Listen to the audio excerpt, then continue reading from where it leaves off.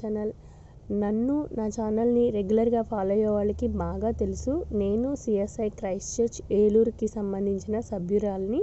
So ఇక్కడ నుంచే most of the videos మీ వరకు కూడా వస్తున్నాయి. సో ఈ చర్చిలో ఏ ప్రోగ్రామ్ జరిగినా నేను ఎక్కువగా పార్టిసిపేట్ చేయడానికి కానీ లేదంటే అక్కడ వీడియో కవరేజ్ చేయడానికి కానీ చూస్తూ ఉంటాను అనమాట. క్రిస్మస్ కానీ, న్యూ ఇయర్ కానీ, ఈస్టర్ కానీ, మరే ఇతర పండగ అయినా కానీ మా చర్చి డెకరేషన్కి అసలు పేరే పెట్టక్కర్లేదు, అంత బాగా చేస్తారు. ఎవరు చేస్తారో నాకు తెలియదు కానీ మీకు మాత్రం హ్యాట్స్ ఆఫ్ చెప్తున్నానండి. చాలా బ్యూటిఫుల్గా చర్చి ప్రాంగణమే కానీ లోపల కానీ చాలా బాగా డెకరేట్ చేస్తారు. ఇన్ని లైట్స్ చూసిన తర్వాత నేను మీతో ఒక విషయం చెప్పాలనుకుంటున్నాను. నన్ను ఫాలో అవుతున్న నా ప్రతి ఫాలోవర్ అండ్ ప్రతి సబ్స్క్రైబర్కి ఈ సంవత్సరం దేవుడు మిమ్మల్ని మరింతగా బ్లెస్ చేయాలని నేను మనస్ఫూర్తిగా ప్రార్థిస్తున్నాను అండ్ అలాగే కోరుకుంటున్నాను. సో రాబోయే సంవత్సరం అంతా కూడా మీకు ఎలాంటి ఆపద రాకుండా దేవుడు మిమ్మల్ని కాపాడాలని కోరుకుంటున్నాను. అడ్వాన్స్గా హ్యాపీ న్యూ ఇయర్. ఏంటి ఈ సంవత్సరం క్రిస్మస్ అయిపోయింది కదా, ఇంకా క్యాంప్ ఫైర్ పెట్టలేదేంటి, ఇంకా పెట్టరేమో, మేబీ స్కిప్ చేసేసారేమో అనుకున్నాను. బట్ ఈ సండే రోజున అంటే 28వ తారీఖున క్యాంప్ ఫైర్ స్టార్ట్ చేశారనమాట. నిజంగా నాకు క్యాంప్ ఫైర్ అనేది ఒక మెమరబుల్ అనమాట. ఎందుకంటే నేను ఈ చర్చ్కి ఫస్ట్ టైం వచ్చినప్పుడు మా నాన్నగారితో కలిసి వచ్చాను. ఇప్పుడు ఆయన లేరు. ఒక్కసారి ఆయన్ని నేను క్యాంప్ ఫైర్కి తీసుకురాగలిగాను. 2వ సంవత్సరం నుంచి ఆయన నన్ను విడిచి వెళ్ళిపోయారు. అయినప్పటికీ కూడా ఎందుకో తెలీదు, ఈ క్యాంప్ ఫైర్లో కూర్చున్నంతసేపు మా నాన్నగారు పక్కనే ఉంటారు అన్న ఫీలింగ్ ఉంటుంది నాకు. సో అందుకనే నాకు క్యాంప్ ఫైర్ మిస్ అయితే నేను చాలా బాధపడ్డాను. మన దేవుడు మనకంటే ముందుగా మన హృదయ తలంపుల్ని ఎరిగి ఉన్న దేవుడు. మన ఆలోచనల్ని, మనం ఏం ఆలోచిస్తున్నాం, మనం ఏం బాధపడుతున్నాం అనే విషయాలు ఆయనకి ముందుగానే తెలుసు. కాబట్టి నేను ఆలోచిస్తున్న దాని గురించి దేవుడు నాకు జవాబు ఇవ్వడానికి ఈ క్యాంప్ ఫైర్ని స్టార్ట్ చేశాడని అనుకుంటున్నాను.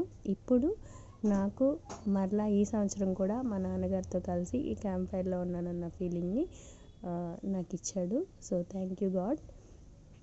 అండ్ అలాగే ప్రతి సంవత్సరం క్యాంప్ ఫైర్లో మా పాస్టర్ గారు అక్కడున్న మా అందరితో ఒక చిన్న యాక్టివిటీ అయితే చేయిస్తారు. ఎందుకో తెలీదు, అది నాకు చాలా బాగా నచ్చేసింది.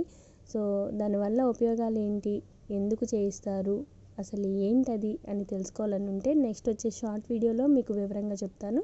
సో నన్ను ఫాలో అయ్యే ప్రతి ఒక్కరు కూడా ఆ వీడియోని కూడా తప్పకుండా చూడండి. అండ్ ఎవరైతే ఈ ఛానల్ని కొత్తగా చూస్తున్నారో తప్పకుండా సబ్స్క్రైబ్ చేయండి. వీడియో నచ్చితే తప్పకుండా లైక్ చేయండి, షేర్ చేయండి అండ్ మీ వాల్యుబుల్ కామెంట్ని కూడా తెలియచేయండి. మిగతా వచ్చే వీడియోని మొత్తాన్ని మ్యూజిక్తో ఎంజాయ్ చేయండి. Thanks for watching.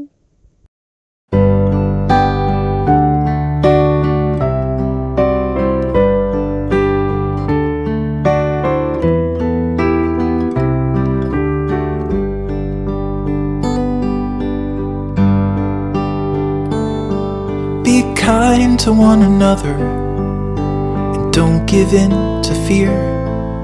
That's all that I am asking for Christmas time this year.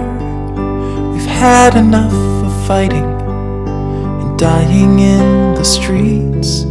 For Christmas I just want a little peace. Be blind to one another. The differences are small. All have got a cross to bear. We all have got our faults. For once when we're affronted, can we turn the other cheek? For Christmas I just want a little peace. And if the fates should bless us with a moment of reprieve, we all could stand together in the silence and just breathe.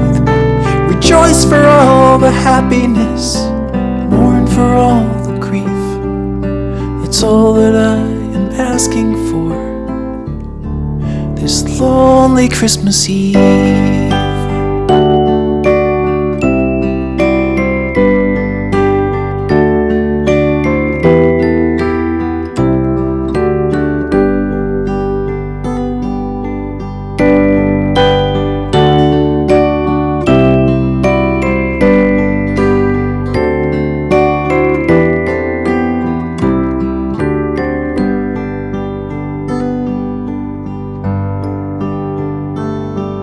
let's shine on one another the light that we have saved.